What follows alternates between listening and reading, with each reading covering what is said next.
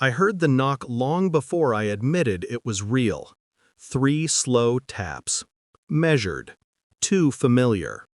When I opened the door, my sister stood there, arms folded, eyes swollen, voice trembling in a way that felt rehearsed. "Please," she whispered, "I need you." I should have closed the door. I didn't. She stepped inside like she owned the air in my home, moving with the desperate confidence of someone who already assumed she'd get what she came for. Her husband followed behind her, silent, expressionless, hovering too close. Something in the way he looked at me, too long, too heavy, made the back of my neck tighten. "We want you to carry our baby," she finally said. Just like that. No build-up, no softness. A demand disguised as vulnerability. My pulse didn't spike, not outwardly, but something cold slid through my chest. She knew I'd just gotten out of a chaotic relationship, knew my life was barely stitched together, knew I had nothing left to give anyone. Yet she stood there, eyes shining, expecting a sacrifice. Her husband's gaze drifted down my body, slow, evaluating. I pretended not to notice, but I did, more than I wanted to. I refused, calmly, quietly. And in that instant, something shifted in the room. The air thickened. His jaw clenched. Her lips curled into something between disappointment and accusation. They left without another word. I didn't know then that refusing her wasn't the end. It was the beginning of something much darker. The messages started 3 days later. Anonymous numbers, short sentences dripping with insinuation. "You owe her. You could have changed her life. Selfish." I deleted them without responding. Silence was my shield. But then the tone changed. "I know where you work. Pretty picture today. Red suits you. Say yes. Save yourself the trouble." I knew exactly who was sending them. Her husband had a way of turning kindness into currency, obligation into chains. And he always looked at me too long, even at family dinners, like he was imagining something he shouldn't.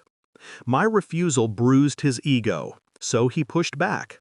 He called me at night, saying nothing, just breathing into the line, slow and deliberate. He sent photos taken from across the street.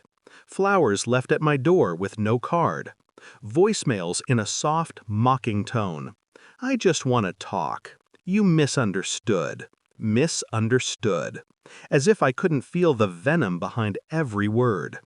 My sister didn't call once. Not to ask, not to apologize, not even to pretend she didn't know what he was doing.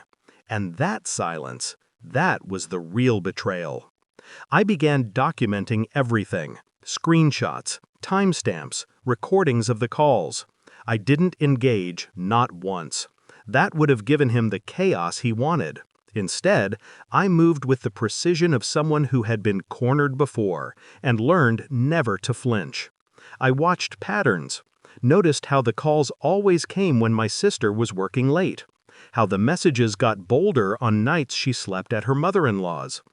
He was careful, but not careful enough. I pulled cell tower logs, collected camera footage from my building, even convinced a coworker to discreetly photograph him sitting in a car outside my office. Every piece of evidence became a quiet weapon.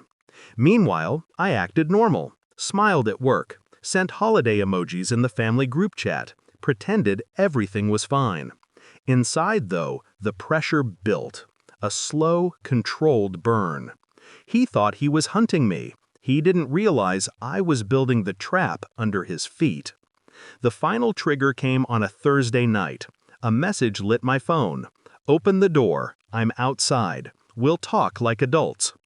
My blood froze, not in fear, but in recognition. He was slipping, overconfident, desperate. I didn't open the door.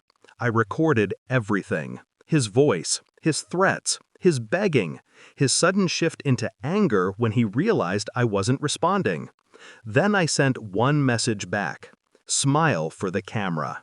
The silence that followed was delicious. 2 days later, I handed the entire file, audio, screenshots, photos, to the police. And then I did something colder. I sent everything to my sister. She called me sobbing. "He wouldn't. He couldn't. You're lying." I stayed quiet, letting her choke on the truth.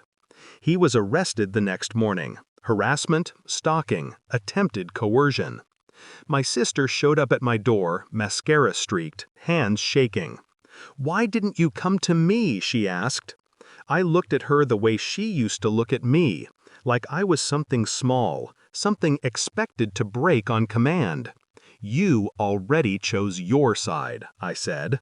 She flinched, like the words cut deeper than anything he'd done. I closed the door before she could reply.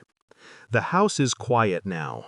No knocks, no messages, no breathing on the other end of a phone line. People expect relief after fear.